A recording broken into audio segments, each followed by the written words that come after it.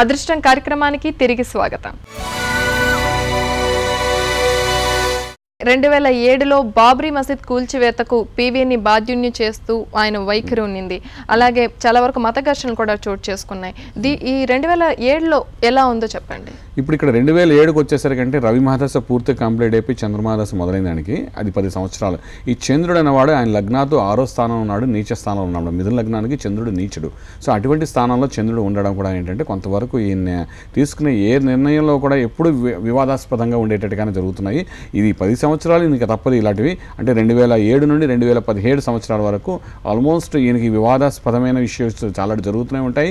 ప్రతి సంవత్సరం ఏదో ఒక విషయం మీద ఈయన నెగిటివ్గా లేవనెత్తడం, ఆయన కొంతవరకు ఫోకసింగ్ చేయడం, ఈ విధంగా ఇది ప్రతి సంవత్సరం జరుగుతుంది. ఇది 2007 ఫిబ్రవరి నుండి ఈయనకి చంద్రమహాదశ మొదలైనప్పటి నుండి ఇటువంటి ఇష్యూస్ మొదలయ్యాయి. కాబట్టి దీనికి చంద్రుడి యొక్క ప్రభావం నెంబర్ 2 మాట. న్యూమరాలజీ ప్రకారం చూస్తుంటే నెంబర్ 2 అంటూ వస్తుంది. ఈ నెంబర్ 2 అనేది ఈయనకి ఎప్పుడు పాజిటివ్ ఉండదన్నమాట.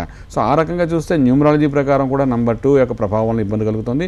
చంద్రుడు అనేవాడు నీచ స్థానం కాబట్టి డెఫినెట్గా చంద్ర మహాదశలో ఈయనకి ఇటువంటి ఇబ్బంది జరిగే అవకాశం ఉందని చెప్పగలుగుతాం. సో అంచేత ఈయన మాట్లాడే ప్రతి మాటలో కూడా 10 మాటల్లో ఏదో ఒక ఇష్యూని తీసుకుని దాన్ని అనలైజ్ చేస్తారు, దాని వల్ల ఫోకసింగ్ చేస్తారు. ఓ రకంగా ఇది ఒక రకమైన అడ్వర్టైజ్మెంట్ కింద కూడా వాళ్ళకి అవుతుంది ఫోకసింగ్. అయినప్పటికీ కూడా ఇప్పుడున్న పరిస్థితుల్లో లగ్నంలో కుజుడు యొక్క ప్రభావం బాగుంది కాబట్టి, రవి ప్రభావం బాగుంది కాబట్టి ఏదో నిదానంగా ఒక స్టేజ్కి రావడానికి పూర్తి అవకాశం చెప్తామండి. అలాగే సెప్టెంబర్ 24వ తేదీన ఆల్ ఇండియా కాంగ్రెస్ కమిటీకి సాధారణ కార్యదర్శిగా ఆయన బాధ్యతలు స్వీకరించారు. సో ఈ బాధ్యతలను సమర్థవంతంగా నిర్వర్తించడంలోనూ అలాగే ఆయన కెరీర్ కూడా ఆ రోజు కానీ గ్రహఫలం కానీ ఎలా ఉంది? ఇక్కడ 2007 సెప్టెంబర్ 24 వచ్చేసరికి 2+7 అనేది మనకు టోటల్ 9గా వస్తుంది. టోటల్ ఇయర్ వైజ్ తీసుకున్నప్పుడు 9 అందుకు మనం కూడా మనం చాలా చక్కగా చెప్పుకున్నాము. అయితే ఇక్కడ ఏంటంటే చంద్రమహాదశలో అంతర్దశ చంద్రుడి యొక్క ప్రభావం 2007 డిసెంబర్ వరకు ఉంది కాబట్టి ఆ చంద్రుడు అనేవాడంటే భూ సంబంధమైన కాకపోయినప్పుడు మాతృ సంబంధమైన కాకపోయినట్టే స్థిరమైన స్థితి ఇచ్చేవాడు అనమాట. సో స్థిరమైన స్థితి ఇవ్వడానికి మూల కారణం అంటే 2007 డిసెంబర్ లోపల ఒక ఆయనకంటూ ఐడెంటిటీ ఇచ్చి ఒక బేస్మెంట్ ఇస్తే దానివల్ల అక్కడ నుండి గ్రోత్ అయ్యే అవకాశం ఉంది. కాబట్టి అటువంటి స్థితిని చంద్రుడు ఇచ్చేయని చెప్పడానికి అవకాశం ఉంది. అయితే చంద్రుడు నీచంలో ఉన్నప్పటికీ కూడాను ఒక స్థిరమైన స్థితి ఇచ్చి అక్కడ నుండి ఆయనకి డెవలప్మెంట్ ఇచ్చే అవకాశం ఉంది. కాబట్టి అటువంటి ప్రసంగాల్లో సెప్టెంబర్ 24 మనకు జరిగింది. సో ఇది ఒక బేస్మెంట్ కింద చెప్పడం, ఒక ప్లాట్ఫామ్ కింద చెప్పడానికి పూర్తిగా అవకాశం ఉందండి. 2009లో బ్రిటిష్ విదేశీ కార్యదర్శి డేవిడ్ బాండ్తో చేసిన పర్యటన చాలా విమర్శలకు దారితీసింది. సో ఆ ఇయర్లో ఎలా ఉందో చెప్పండి. ఇక్కడ జ్యోతిశాస్త్ర ప్రకారం చూసుకుంటే 2008 జూలై తర్వాత ఆయనకి చంద్రుడిలో అంతర్దశ రాహు యొక్క ప్రభావం కనబడుతోంది. ఇది 2010 జనవరి వరకు ఉంది. సో ఇక్కడ చంద్ర రాహుల యొక్క ప్రభావం వల్ల ఆయన కొన్ని నిర్ణయాల్లో కొంచెం ఆవేశపూరితంగా సలహాలు తీసుకోకుండా తన సొంత సలహాలతో కొన్ని కార్యక్రమాలు చేసే అవకాశం ఉంది. దానివల్ల కొంత డౌన్ఫాల్ కూడా అయ్యే అవకాశం ఉంది. కాబట్టి కొంచెం పేరులో కొంచెం చిన్న ఇబ్బంది కలిగే అవకాశం ఉంది. అటువంటి పరిస్థితుల్లోని ఆయన బ్రిటిష్ విదేశీ కార్యదర్శి డేవిడ్ గారితో మాట్లాడడము, దానివల్ల చిన్న రాహు యొక్క ప్రభావం వలన ఇక్కడ రాహు గ్రహం చంద్రుడి యొక్క మనసుకి మనోభావానికి ఇబ్బంది పెట్టేటట్టుగా ఉంటాయి. కాబట్టి ఈ రెండు కాంబినేషన్లోని ఈయన తీసుకున్న నిర్ణయం వలన ఆయన మనసుకే కాదు ప్రపంచంగా ఆయన ఒక యువనేత కాబట్టి ఆయన చేసుకున్న నిర్ణయం వలన ప్రతి ఒక్కరిని ఇబ్బంది పెట్టినట్టుగా కొంచెం అవమానం పడినట్టుగా కూడా జరిగింది. ఏదైనప్పటికీ ఓవర్లుక్ చేయడానికి కారణం ఏంటంటే కుజుడు అనేవాడు ఇక్కడ రూలింగ్ నెంబర్ కాబట్టి ఆ కుజుడు అనేవాడు దీన్ని ఓవర్టేక్ చేసుకుని ఆ సంవత్సరంలో కూడా ఆయనకి కొంత ఐడెంటిటీని తీసుకొచ్చారని చెప్పడానికి అవకాశం ఉందండి. ఇక 2009 ఎలక్షన్స్లో చూస్తే కాంగ్రెస్ పార్టీ పూర్తి మెజార్టీ సాధించింది. అలాంటి సమయంలో రాహుల్ గాంధీ ఖచ్చితంగా ప్రధానమంత్రి అవుతారని చాలా వరకు ఊహగాలను వినిపించాయి. అలాగే పార్టీ వర్గాలు కూడా ఫుల్ సపోర్ట్ని ఇచ్చాయి రాహుల్ గాంధీ ప్రధాని మంత్రి అవ్వాలని చెప్పి. కాకపోతే ఆయన కనీసం మంత్రి వర్గంలో కూడా పదవికి కూడా విముఖత వ్యక్తం చేశారు. సో ఇది ఎలాంటి పరిణామం చెప్తారు? సహజంగా ఇక్కడ విముక్తం చేశారని అంటారు కానీ ఇక్కడ రాజయోగం అక్కడ కనిపించట్లేదండి. మంత్రి అయ్యే స్థితి కానీ ప్రధానమంత్రి అయ్యే స్థితి కూడా అక్కడ మనకు పూర్తిగా కనిపించట్లేదు ఆ సమయంలోని. ఎందుకంటే చంద్రరాహుల్ యొక్క కాంబినేషన్లో అంటే మనోవేదన, మానసిక ఒత్తిడి, అదేకంగా ఆ స్థితి బలం పూర్తిగా ఇవ్వదండి. 2009 న్యూమరాలజీ ప్రకారం చూస్తున్నా కూడా నెంబర్ 2 వస్తుంది అక్కడ ఇయర్కి. నెంబర్ 2 అంటే చంద్రుడి యొక్క ప్రభావం కనబడుతుంది తప్ప కుజుడి యొక్క డామినేషన్ అనేది తక్కువగా కనబడుతుందండి. అంచేతంటే కుజుడి యొక్క డామినేషన్ వచ్చేటప్పుడే ఏవైనా స్థిరమైన స్థితిని చేస్తే దానివల్ల సక్సెస్ఫుల్ కనబడే అవకాశం ఉంది. లేకపోయినప్పటికీ బుధుడి యొక్క ఆధిపత్యం వచ్చేటప్పుడు చేసిన ఈయనకి జ్యోతిశాస్త్ర ప్రకారంగా కొంత సక్సెస్ఫుల్ కనబడే ఉంది. 2010 జనవరి వరకు అది లేదు అని చెప్పారు. మరి ఎప్పుడు రాహుల్ గాంధీ పీఎం అయ్యే అవకాశం కనిపిస్తోందా? మీరు పిఎం అవుతారు అంటే నేను చెప్పలేనేమో, కానీ జ్యోతిశాస్త్ర ప్రకారం చూసుకుంటే మాత్రం ఇప్పుడున్న చంద్రమహాదశలో మాత్రం చాలా కష్టమైన స్థితి అని చెప్పడానికి అవకాశం ఉంది. అయితే ఇంకొకటి ఏంటంటే ఇక్కడ 2014లో మీరు అనుకున్నట్టు ఎలక్షన్స్ ఇవన్నీ జరుగుతాయి కాబట్టి అప్పుడున్న పరిస్థితి ప్రకారం చూసుకుంటే ఇంకా అప్పుడు చంద్రమహాదశలో అంతర్దశ కేతు యొక్క ప్రభావం ఉంది, తర్వాత శుక్రుడు రవి ఈ మూడు ప్లానెట్స్ కూడా కంటిన్యూస్గా చూస్తారు. చంద్రుడితో పాజిటివ్గా వర్క్ చేసే ప్లానెట్స్ కాదు కాబట్టి ఫోకసింగ్ అయితే చేస్తున్నారు వీళ్ళందరూ కలిసి అవుతారని చెప్పి ఉద్దేశంతో. ఇది ఎంతవరకు అంటే అప్పుడు పరిస్థితి బట్టి మనం మళ్ళీ ఇంకొక నిర్ణయం తీసుకోవాల్సిన అవసరం ఉంటుంది. ఈ లోపల చాలా మార్పులు కూడా జరిగేది ఉంది ఈ జీవితంలోని. ఎందుకంటే అంతర్దశ శని వస్తున్నాడు, గురుడు వస్తున్నాడు, బుధుడు వస్తున్నాడు. వీళ్ళు ఈ కాంబినేషన్స్ అన్ని కొంత క్రిటికల్ కాంబినేషన్సే.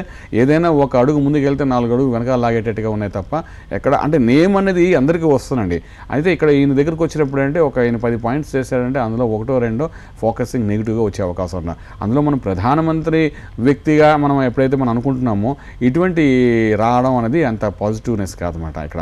సో అలాగే ఈయనకు వచ్చే అవకాశం ఉంది ఈ రాహు దశలో అంతర్దశలో కానీ తర్వాత శని యొక్క అంతర్దశలో కానీ ఇలాంటి వచ్చే అవకాశం ఉంది. అయితే ఇప్పుడున్న పరిస్థితి ప్రకారం చూస్తుంటే 2010 జనవరి నుండి 2012 డిసెంబర్ లోపల ఈయన ఏమైనా ప్రత్యేకమైన పనులు చేస్తే సక్సెస్ఫుల్ ఉండే అవకాశం ఉంది. ఎందుకంటే ఇక్కడ చంద్రగురుల యొక్క కాంబినేషన్ కలుస్తుంది కాబట్టి ఈ 2 కాంబినేషన్ బెస్ట్ కాంబినేషన్ ఈ లైఫ్లో అనొచ్చు. కాబట్టి 2012 డిసెంబర్ వరకు అయితే పాజిటివ్గా ఉంది ఈ జాతకంలోని.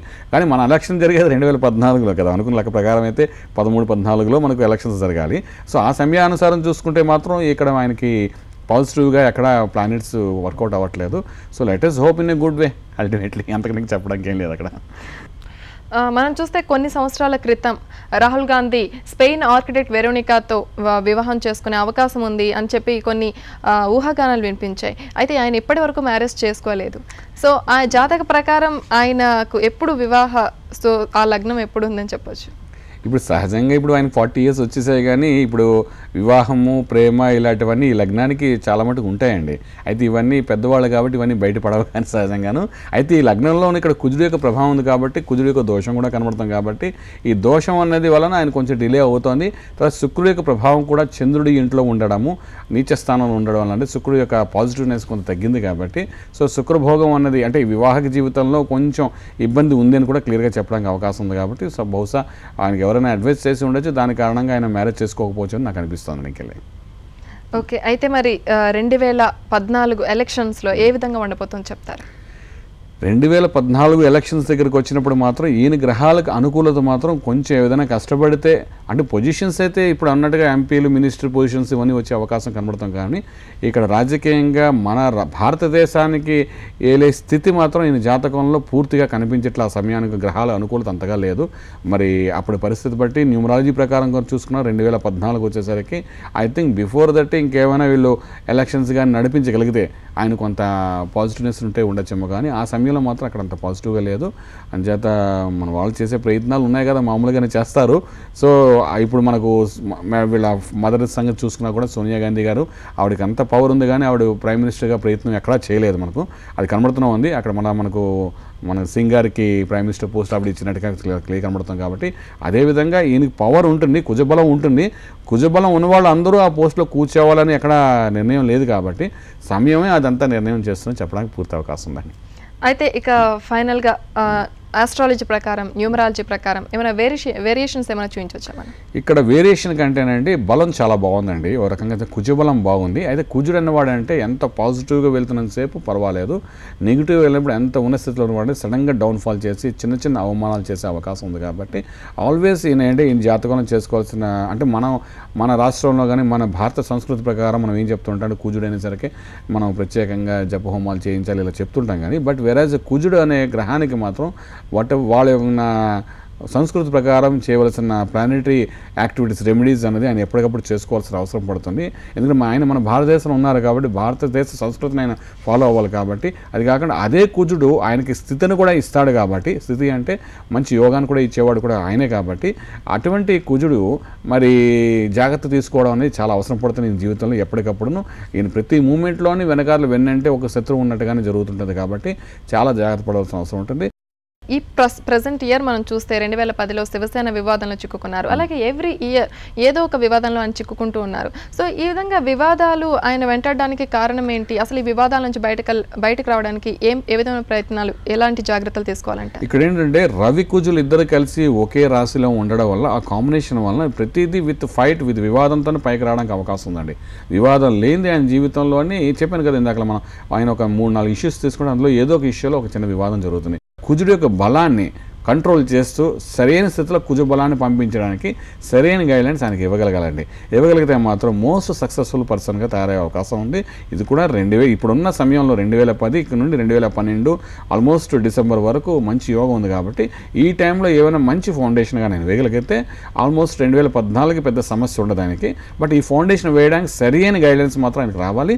ఆ గైడ్లైన్స్తో మోస్ట్ సక్సెస్ఫుల్ పర్సన్గా అయ్యే అవకాశం ఉంది. ఇందాక మనం చెప్పాం కదా, డ్యామ్ కడితే వాటర్ ఏ రకంగా మంచిగా ఉపయోగిస్తామో అదేవిధంగా కుజుడిని కంట్రోల్ జాగ్రత్త చేసి రవి స్టేటస్ ఇచ్చినప్పటికీ కూడా కుజుడిని జాగ్రత్త కంట్రోల్ చేసి ఒక ఫోర్స్ని, ఆ కుజు యొక్క ఫోర్స్ని ప్రాపర్ వేగా పంపించగలిగితే, ఆయన దూరం నుండి బయటికి వెళ్ళే ఫోర్స్ని ప్రాపర్గా గైడ్లైన్స్ ఇచ్చి పంపించగలిగితే మాత్రం మోస్ట్ సక్సెస్ఫుల్ లీడర్గా అయ్యే అవకాశం పరిపూర్ణంగా చెప్పగలుగుతామండి. అలాగే మనం రాహుల్ గాంధీ రాజకీయ జీవితంలో ఆయన యూపీ మీద పట్టు సాధించడానికి చాలా ప్రయత్నించారు. కానీ ఇప్పటి వరకు కూడా ఆయన పట్టు అయితే సాధించలేకపోయారు. సో దీనికి కారణం ఏంటి? యూపీతో ఎందుకు ఇంత వైరం ఆయనకు కనిపిస్తోంది? ఇక్కడికి వచ్చినప్పుడు మనకు జ్యేష్ఠ నక్షత్రం అయినప్పుడు ఏంటంటే జ్యేష్ఠ నక్షత్రం ప్రకారం చూసుకుంటే ఆయనకి నిదానంగా ఉన్నత స్థితికి తీసుకెళ్ళే అవకాశం ఉందండి.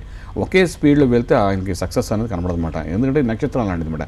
అసలు జ్యేష్ఠ నక్షత్రం గురించి ఏం చెప్తాను, జ్యేష్ఠుడైనా చిన్నవాడైనా పెద్దవాడైనా ఇంట్లోని జ్యేష్ఠుడు అనే మంచి పేరుతో ఉన్నత స్థితికి వెళ్ళే అవకాశం పూర్తిగా ఉంది మనం చెప్పుకుంటాము. సో అటువంటి జ్యేష్ఠ నక్షత్రం అయి ఉండడం వల్ల ఏంటంటే ఈ ఫోర్స్ అనేది ఏంటంటే ఇప్పుడున్న సమయంలో అంటే ఇన్నాళ్ళు చేసింది వేరు. ఇప్పుడు 2010 ఫిబ్రవరి మార్చి నుండి ఆయన కొంచెం గట్టి ప్రయత్నం కానీ చేయగలిగితే ఆయన ఇన్వాల్వ్మెంట్ విత్ ద పీపుల్ అంటే communicating with the people more సక్సెస్ఫుల్గా చేసుకోగలిగితే మాత్రం ఈ 1.5 ఇయర్ అనేది మంచి బేస్మెంట్ ఆయనకు అవుతుందండి. ఆ ప్రయత్నంలో నేను యూపీలో వాళ్ళు ప్రయత్నం చేసినప్పుడు సరైన టైంలో వెళ్ళలేదు కాబట్టి దాని ప్రభావం ఆయన మూర్తి కనబడింది. అయినప్పటికీ ఆయనకు ఇంకొక అవకాశం ఉంది. మళ్ళీ ఇంకొక ప్రయత్నం కానీ గట్టిగా చేయగలిగితే మాత్రం అదే యూపీలో ఆయన మంచి పేరు సంపాదించుకుని సక్సెస్ఫుల్ అయ్యే అవకాశం ఉంది. ఏదైనా ఇది సరైన సమయం. ఇలాంటి ఎక్కడైతే మనకు నెగిటివ్ వేవ్స్ ఎక్కువ ఉన్నాయో అక్కడ మనం ఎక్కువ ఇన్వాల్వ్ అయ్యి పాజిటివ్గా చేయడానికి ప్రయత్నం చేయగలిగితే ఈ సమయం మంచిది. అలా చేయడానికి కూడా ఈ సమయం చాలా మంచిది కాబట్టి డెఫినెట్గా ఇప్పుడు అలాంటి ప్లేసెస్లో ఫౌండేషన్ వేయగలిగితే మాత్రం ultimately he is a good winner కింద తయారవుతారని చెప్పగలుగుతాను. యువనేత రాహుల్ గాంధీ జాతక వివరాలను అందజేసినందుకు ధన్యవాదాలు సిద్ధాంతి గారు. నమస్కారం అండి. చూసారుగా యువనేత రాహుల్ గాంధీ జాతక వివరాలను. వచ్చే వారం మరో ప్రముఖ వ్యక్తి జాతక వివరాలతో మళ్ళీ కలుసుకుందాం.